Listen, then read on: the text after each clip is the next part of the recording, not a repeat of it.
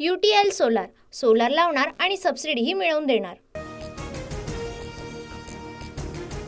ST कर्मचारी संघटनेचा संप मागे, मूळ वेतनामध्ये 6,500ची वाढ, मुख्यमंत्री उपमुख्यमंत्र्यांच्या बैठकीत तोडगा।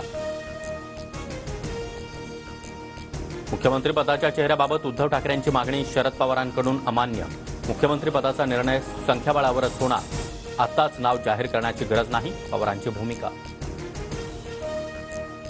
महाविकास आघाडीचं संख्याबळ आल्यावरच मुख्यमंत्री पदाचा चेहरा फायनल होईल, शरद पवारांच्या भूमिकेला काँग्रेसचं समर्थन। मुख्यमंत्री पदासाठी महाविकास आघाडीमध्ये कोणाची लढाई नाही, जागा वाटपात ओढाताण होणारच, शरद पवारांशी चर्चा करत राहू, आदित्य ठाकरेंची प्रतिक्रिया।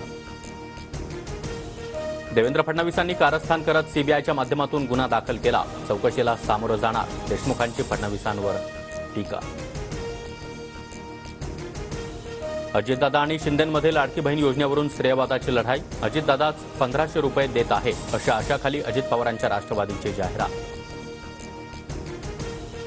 अजित पवारांच्या लाडकी बहीण योजनेच्या जाहिरातीवर काँग्रेसचा आक्षेप, अजितदादा काय स्वतःच्या घरच्या पैशातून लाडकी बहीण योजना चालवतायत का, काँग्रेसचा सवाल। विरोधकांच्या पोटात कितीही दुखलं तरी लाडकी बहीण योजना बंद होणार नाही, मुख्यमंत्री एकनाथ शिंदेंचा विरोधकांना टोला, तर पटोलेंचा निवडणूक प्रमुख लाडकी बहीण योजना बंद करण्यासाठी हायकोर्टात गेला, फडणवीसांचा घणाघात।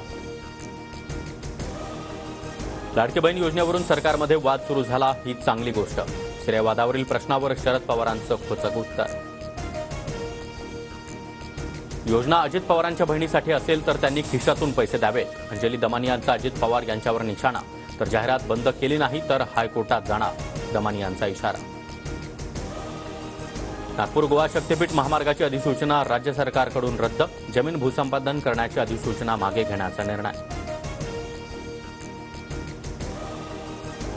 लातूरच्या निलंगा मतदारसंघातून भाजपच्या संभाजी पाटील निलंगेकरांना उमेदवारी निश्चित, संभाजी पाटलांना मंत्री करण्यासाठी फडणवीसांना विनंती करणार, बावनकुळेंचं सूचक वक्तव्य। अमित देशमुखांनी आमच्या 25% जरी विकास करून दाखवला तर निवडणुकीतून माघार घेतो, संभाजी पाटील निलंगेकरांचं देशमुखांना आव्हान। मुख्यमंत्री एकनाथ शिंदे आणि उपमुख्यमंत्री फडणवीस शेतकऱ्यांच्या बांधावर, लातूरच्या लोहारा गावात शेती नुकसानीची पाहणी, कोणतेही निकष अटी न ठेवता शेतकऱ्यांना मदत करणार, शिंदेंचं आश्वासन। अतिवृष्टी झालेल्या शेतकऱ्यांना पंचनामे करण्याची गरज नाही, 65 मिलीमीटरपेक्षा अधिक पाऊस झालेल्या भागात शेतकऱ्यांना सरसकट मदत मिळणार, कृषी मंत्री धनंजय मुंडेंची घोषणा। भाजप आमदार संदीप धुर्वेंचा गौतमी पाटील सोबत डान्स, विजय वडेट्टीवार यांच्याकडून व्हिडिओ ट्विट करत निशाणा, अतिवृष्टीमुळे जिल्ह्यात झालेल्या नुकसानाचं भान देखील राहिलं नसल्याची वडेट्टीवारांची टीका।